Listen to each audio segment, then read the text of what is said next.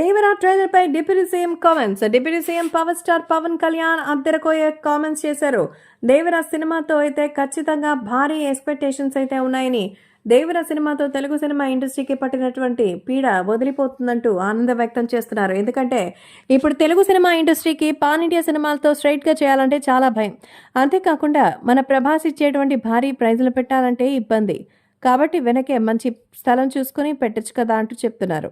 కాబట్టి ఇప్పుడు సోషల్ మీడియాలో సైతం ఎంతో సెన్సేషనల్గా మారుతోంది. ఇక అభిమానులు కూడా ఎంతో ఆనందంగా వీటి గురించి విషయాల్ని పంచుకుంటున్నారు. కాబట్టి సోషల్ మీడియాలో సైతం ఎక్కడ చూసినా మన హీరోకి సంబంధించి ఏ రేంజ్లో అయితే పొగడ్తలు కురిపిస్తున్నారో తెలిసిందే.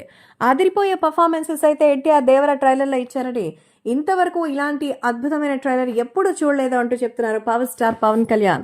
పవన్ కళ్యాణ్ ఒక హీరోని పొగడ్డం అంటే అది ఎన్టీఆర్నే. ఎందుకంటే ఎన్టీఆర్ ప్రస్తుతం కూడమి అభ్యర్థిగా అయితే ఉన్నారు. అంతేకాకుండా ప్రస్తుతం సోషల్ మీడియాలో సైతం ఈ విషయం ఎంతో సెన్సేషన్గా చేయడంతో ఫ్యాన్స్ కూడా ఎంతో ఆనందిస్తున్నారు.